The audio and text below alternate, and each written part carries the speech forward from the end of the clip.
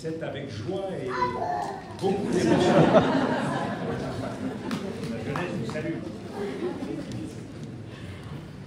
C'est avec joie et beaucoup d'émotion que je suis parmi vous,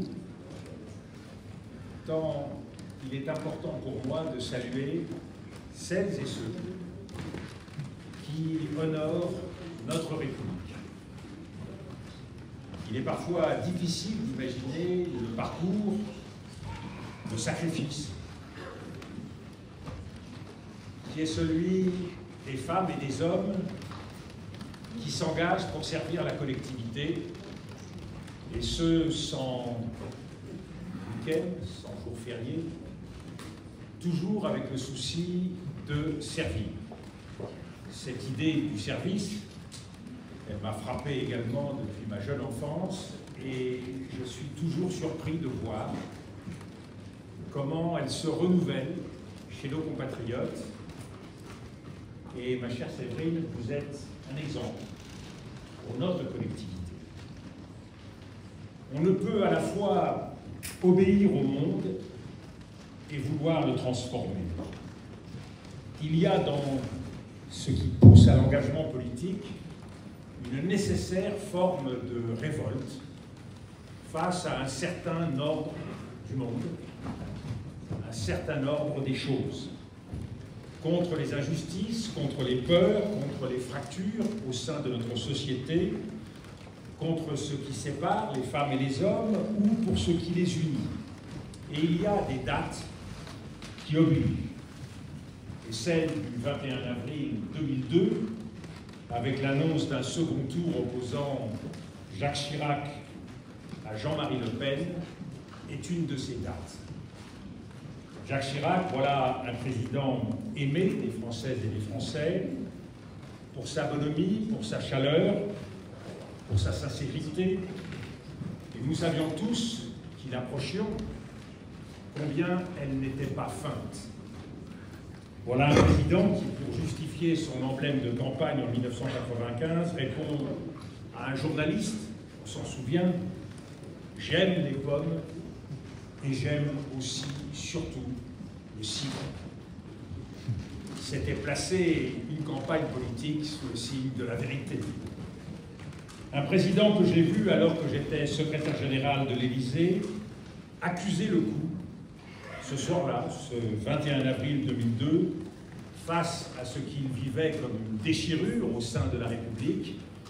Et je me rappelle, venant vers moi et me demandant de reprendre le discours que nous avions préparé pour s'adresser aux Français, en me disant « Je veux ce soir, dans ce discours, en m'adressant à tous les Français, de l'humilité, de la gravité et de la sobriété. » Voilà des exigences républicaines dans le service de la nation. Et cette année-là, les Françaises et les Français ont évidemment fait le choix de la République. Et vous, ma chère Séverine, vous étiez de celles et de ceux qui, pour premier acte militant, comme sursaut politique, sont descendus ce jour-là dans la rue. Pour faire entendre cette certaine idée de la France, d'une France qui rejette tout esprit de haine, une France qui ne renonce ni à ses principes, ni à son unité, ni à sa grandeur. Cette certaine idée de la France, vous avez continué à la faire vivre jusqu'à aujourd'hui par un engagement essentiel au fondement de tout changement réel pour nos compatriotes. Celui au sein de la politique locale pour les Aulnaisiennes et les Aulnaisiens. Ce soir, c'est donc une grande joie pour moi et un grand honneur de vous remettre cette médaille de l'Ordre national du mérite. Si je puis dire...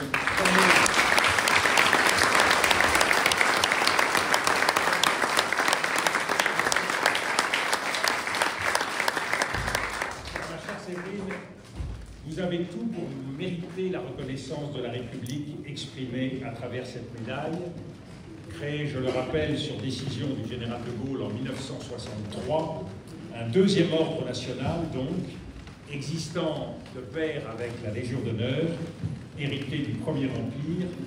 Et le général de Gaulle disait ainsi: désormais nous avons 2 ordres, l'un rouge, l'autre bleu, aux couleurs de notre drapeau. Il était attaché aux ordres nationaux comme pouvait l'être un militaire, gardien d'un idéal. Lui qui, arrivé au pouvoir, devait reconstruire la France et unir la nation. Cette médaille lui participe, vouée à récompenser avant tout ceux qui ont servi la France sans avoir porté les armes. Vous êtes, ma chère Séverine, de celles et de ceux qui ont servi la France, et notre pays doit honorer toutes celles et ceux qui se donnent les moyens de la servir, qui travaillent nuit et jour sans répit, qui marchent, qui construisent par la parole, par la pensée, par les actes, celles et ceux qui répondent toujours présents dans les moments charnières pour apaiser les braises de la division. La première fois que je vous ai rencontré, c'était lors des émeutes de 2005. En un moment où la ville, votre ville, était en proie à des déchaînements qui semblaient incontrôlables, où s'étaient formées des barricades, des incendies qui devenaient quotidiens. C'est à ce moment-là que j'étais venu rencontrer l'association des femmes relais, que vous m'avez présentée et que vous avez soutenue sans réserve. Initialement, ces femmes relais avaient pour mission d'accompagner les habitants dans leur démarche administrative, de désamorcer les conflits de voisinage, de donner des cours de français, d'aider les plus fragiles, les plus isolés, à entreprendre, à innover, à se réinsérer dans le corps social, d'aider parfois bien plus intimement des familles à se reconstruire après une blessure. J'étais alors Premier ministre et vous avez pu, comme moi, constater l'immense courage de ces femmes. Elles qui, durant les émeutes, allaient directement sur les barricades pour tenter de désamorcer la situation. Elles qui parlaient aux autres mamans de la ville pour qu'elles disent à leurs enfants de ne pas traîner dehors, de ne pas prendre de risques. Ces jours-là, ces soirs-là, vous n'avez cessé de les aider et elles ont peut-être sauvé bien des destins. Elles ont accompagné à leur manière le nécessaire rétablissement de l'ordre républicain. Elles ont pensé des peines et des blessures. Elles savent combien mettre les difficultés de nos quartiers sous le tapis par compromission ou par lâcheté n'est ni viable ni moralement convenable. Car ces enfants sont bien tous les enfants de la République. En banlieue se joue l'avenir d'une partie de la jeunesse de notre pays, donc l'avenir de notre pays. Et nous avons le choix, celui de verser du sel sur les plaies, d'attiser toujours les fractures sociales, culturelles, identitaires, ou celui d'agir pour que la France mérite de se prénommer République, d'agir pour que tous les enfants de France naissent vraiment libres et égaux en droit, comme l'affirment nos grands textes républicains.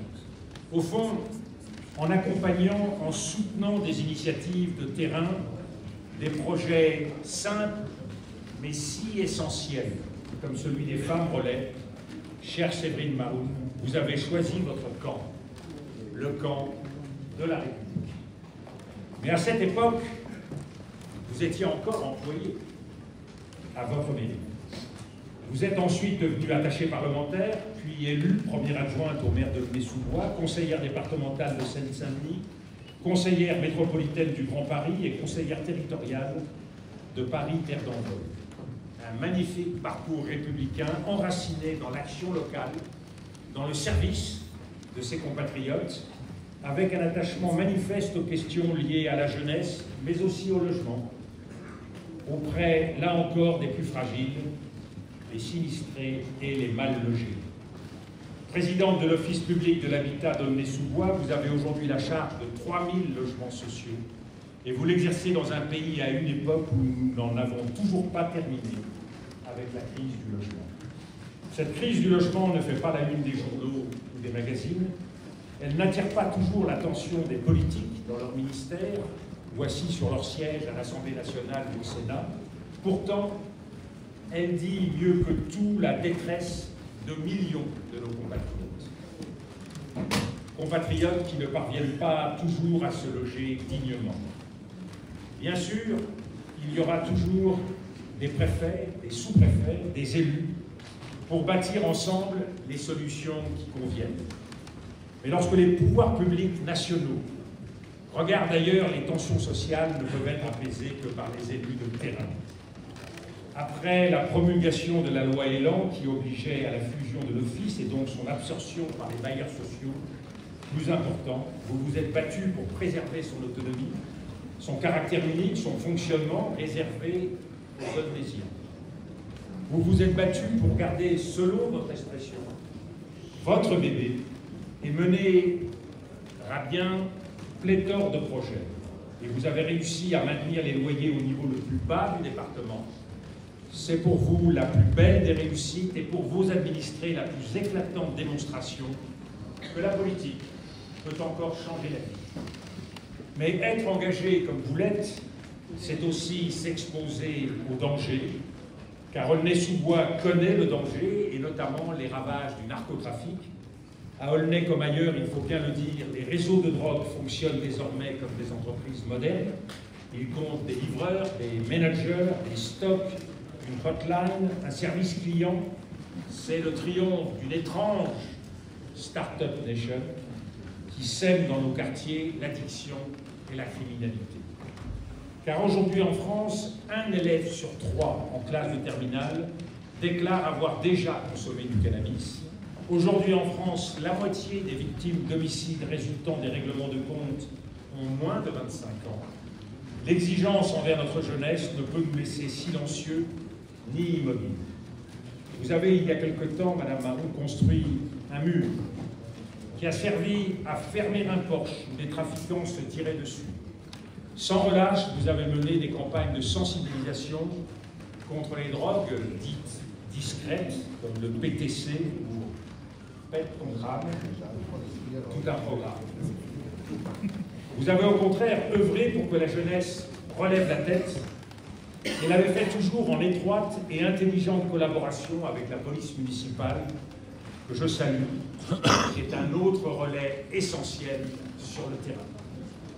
Grâce à vous, grâce à toutes celles et ceux qui agissent au quotidien dans nos communes, nous savons que si la bataille contre le narcotrafic sera longue et difficile, la France pourra compter sur l'engagement et le dévouement de femmes et d'hommes comme vous, qui seront toujours là pour servir.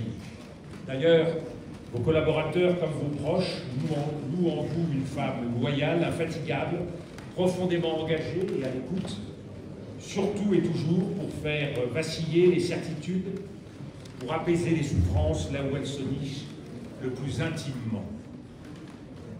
Vous avez su, ma chère Séverine, tendre l'oreille, puis la main, pour offrir à vos administrés ce que l'engagement politique a de plus beau, pour transformer vos convictions et vos valeurs en action et en changement. Cet engagement, Monsieur le maire le rappelait, est un sacrifice. Il met l'autre au-dessus de soi. Il refuse le simplisme, il refuse le confort, il refuse ce qui est établi. Et à ce titre, il mérite la reconnaissance de la nation, qui voit en votre parcours et en votre action le mérite qui fait honneur à la République. Une nation qui reconnaît en vous une femme qui a décidé de ne pas obéir à la facilité, de ne pas obéir au mouvement du monde, mais bien de le transformer. Du fond du cœur, je vous exprime ici la gratitude de la nation et je vous en remercie.